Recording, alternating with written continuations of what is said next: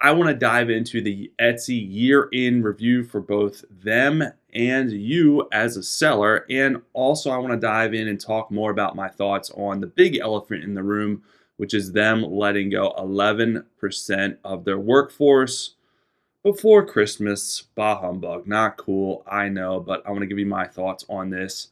All that and more on this episode of Seller News. Let's go.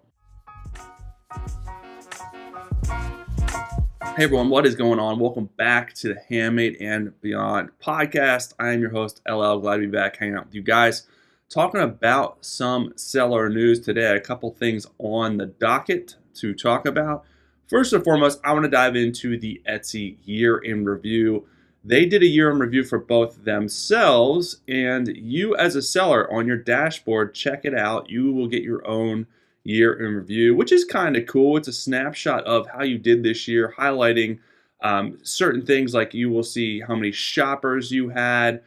They'll have like some of your main keywords, the top 3 keywords, and this is different for for each person, how much you've sold and how much stats, how much data there is to create this. It'll have your first sale of the year. So it'll talk about your reviews, how many offers you've accepted, how many share and save money you made. If you share out your link and someone uses that link to come back and buy, you get a kickback, which is cool. It'll talk about your top 3. Well, for me, it talked about my top 3 overall highest selling items. So you can kind of see what sold the most, how many orders you've shipped, how many listings you've had, how much revenue you've made, how many buyers you've had, how many 5-star reviews you've had. So it's a snapshot of your performance this year. So it's kind of cool. There's some good takeaways. I would suggest looking at it and taking away some positives from it, because you have to take away some positives and not look at it and be like, oh, I wish I would have did better, right? Of course, we can all do better. We're not perfect. We're imperfect creatures, but use it as a positive because you worked hard this year, I'm sure. So I'm sure even if you didn't get any sales or get a lot of sales, you still got sales. Still got people coming to your shop, and I'm sure you've learned a lot. So that's the important thing. Take that into 2024 and use it as a learning experience and motivation to improve and do better for 2024. Now, again, Etsy also did their 2023 seller year in review, summarizing the things that they've done for sellers over the last year. So they talk, and I'll put the link below. I'm not going to dive into everything on this, but they talked about how they attracted different buyers to the marketplace with certain initiatives and commercials and different branding and collaborations. They talked about the Etsy Up, which is I think it's yearly. It's their yearly like conference talking about marketing strategies and things like that. They talked about different tools that they introduced to help sales and help Etsy grow. Share and save program, the Etsy registry, the make an offer feature. They released the ultimate guide to pricing. They improved the listing process, increased shipping options, not ostriches, which I was about to say, which is weird. Enforcement of improvements. I can read. I promise you I can read. So basically, they cracked down on fraud, and I know they have some pretty good fraud initiatives. And a lot of the stuff that I've talked about in previous episodes, so go back and I've dived into each of these things. As fraud is on the uptick, so they're doing things to improve that as well. Etsy payments expansions. So they've done a lot of things in their opinion. I'm sure you're going to have a different opinion, but they've done a lot as far as the business, and these stuff is good. If I was going a year in review and there wasn't anything that has changed, nothing different, I know that they are not concerned with growing, expanding, and improving the business. So that helps me feel better that they are doing these different initiatives. And even the smallest initiative is no easy feat for such a large company to roll out. It takes a ton of resources, a ton of development. So just keep that in mind. I know some of this stuff may seem petty and simple, but it's really not. There's a lot of effort that kind of goes behind even the small initiatives for such a large company. So check those out. Those are the year in reviews for both you and Etsy. Again, the one for you will be in your dashboard. You can click in and read that. And then there's an article for the Etsy one, which I will include below in the show notes wherever you're watching or listening to this. All right, now on to the elephant in the room. Etsy laying off or firing, however you want to look at it, 11% of their workforce, which amounts to 225 employees before Christmas. I know, not a great look, bah humbug. I'm sure they were trying to get this off the books before 2024. That's probably why they did it, but also it kind of sucks that they did it right before the holidays. I heard that I know that doesn't necessarily make it any better, but I heard, a lot of these people are higher tier workers. So they got severance packages of, I think, 6 weeks plus another week for every year that they worked there.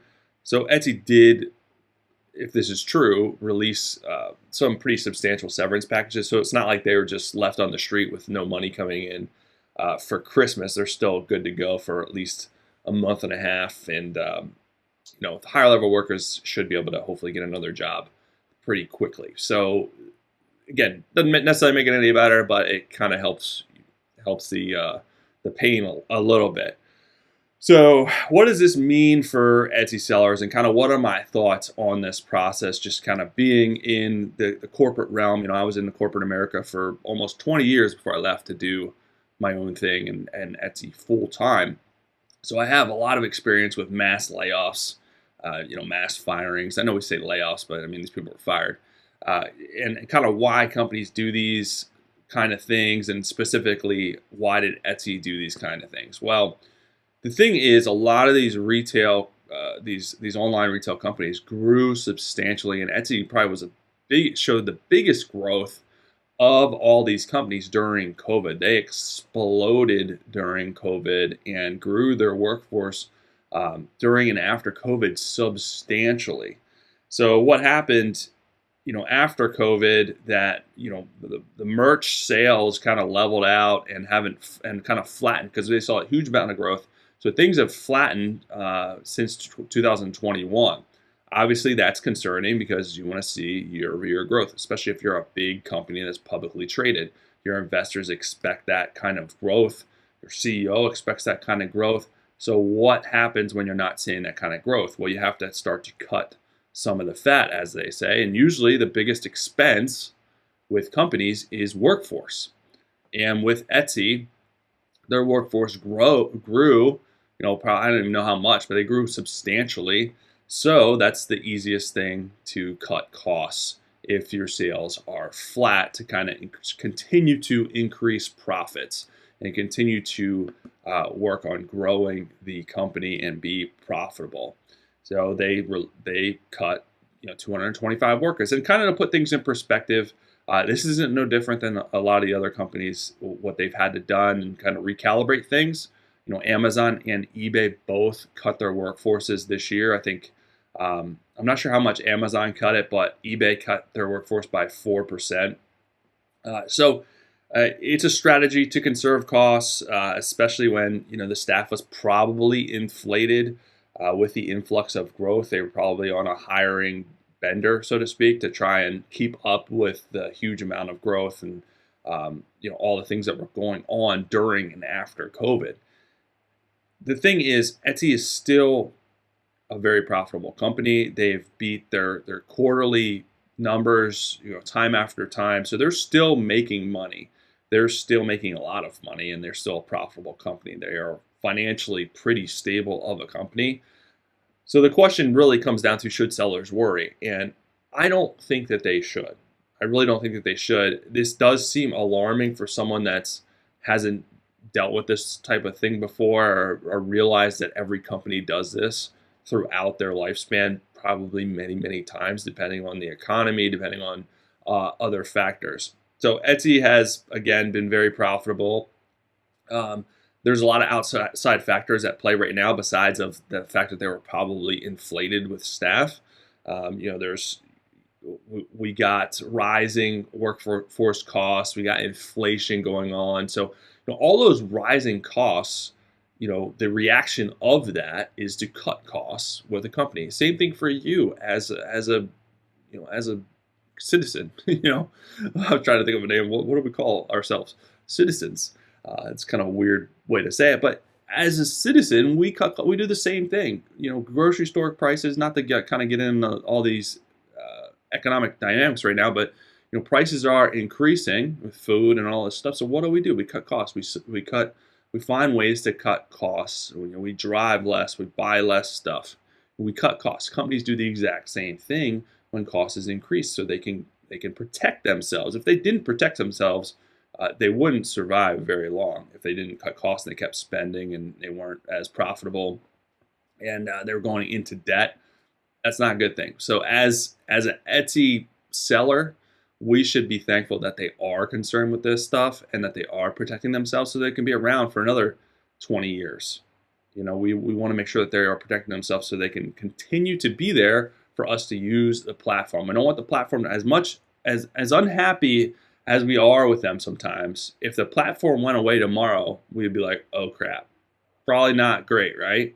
So make sure that this is just one thing to kind of keep in perspective when it comes to companies such as this cutting their workforce. And I know a lot of the concern is this going to affect sellers with getting support and buyers getting support and different things like that. The truth is, it may, but usually with such a large company like this, they have systems in place.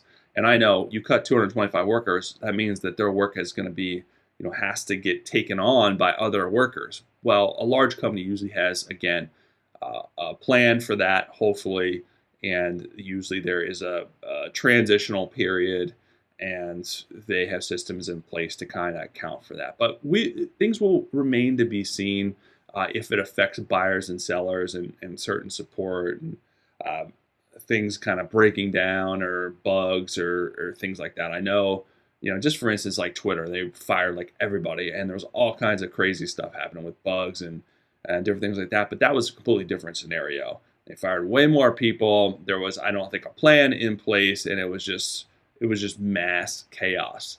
This seems like it was planned, came from the executive level, came from the top down.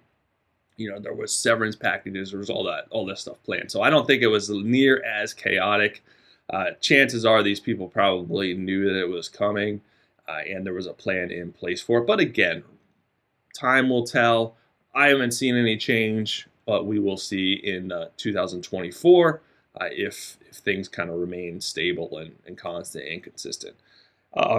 Etsy is still investing in the platform. They're still investing in sellers. In 2022, they invested $50 million in seller initiatives. And I know they've invested in 2023 with marketing initiatives and commercials and different things like that to continue to grow the platform. And again, Etsy is still growing. Year over year, there's growth with buyers. They had 95 million in 2022. We'll see where that total number comes in 2023. But year over year, they've had growth with buyers, which is good. That's what we want. More buyers, almost 100 million buyers. That's pretty darn good. That's a lot. That's a big piece of the pie that us as sellers have to get a chunk of, which you absolutely can. So here are some tips and things to keep in mind. The main takeaway I think from this is just focus on what you can control, which is your business. We can't control what Etsy does. As long as they are still there and they're protecting themselves and they're still bringing in buyers, that's a good thing. We can't control everything that they do, and we can't let it get us down. Focus on your business. Focus on doing the things that are important to growing your own business. Focus on being consistent, taking action in your business. Maybe you also saw a dip this year in 2023. That's fine. How can you change and focus that into improving for 2024? You can't just sit back and blame it on Etsy, right? We can't do that. That's not going to do us any good. What good is that going to do us? I could blame it on Etsy all I want and not take any action. Well, then it becomes your fault, not Etsy's fault. So as long as you're trying to expand, trying to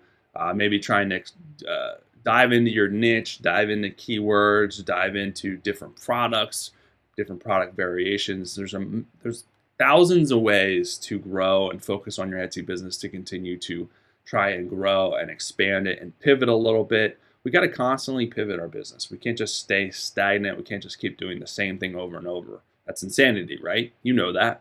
So focus on doing things different, trying different things if you're not growing, because eventually you will stop growing and you may backtrack a little bit. That's fine. Just know that happens in business. that can't be a cause for us to give up. What good's that going to do? So use that, use the information at hand to pivot, find different ways to grow your business. It's a constant battle. That's what being an entrepreneur and a business owner is like. It's never going to be completely easy. Even when things are good, it won't necessarily last forever. And when things are good, that should be more reason for us to dive in and work even harder and work even smarter, right? Because we want that good to stay good. We want it to continue on, right? If we stop doing what we're doing, things aren't going to remain good for much longer. It's going to last even at a shorter period of time. So that's my kind of soapbox speech for why we shouldn't let this impact us, and kind of what my thoughts on it. Just being in the corporate world for so long, just knowing what these big conglomerate businesses do to protect themselves and protect their business for the future. So it's not all bad. It's not all doom and gloom. I think things are going to be fine. But that is it for this episode as far as talking about the layoffs, the firings, and the Etsy year in review. Also, I'm going to leave you, if you haven't downloaded already, make sure you get my first 100 sales and beyond guide. It'll help you if you haven't reached that 100 sale mark. And even if you have and you want more tips and strategies on how to continue to grow your Etsy business, make sure you guys get that at handmadeandbeyond.com /100 sales. I want to continue to give you stuff to help you grow your business, improve, and do this for the long haul, the long term, so you can meet your goals. But that is it for this episode. Have a great rest of your weekend. Talk to you guys soon.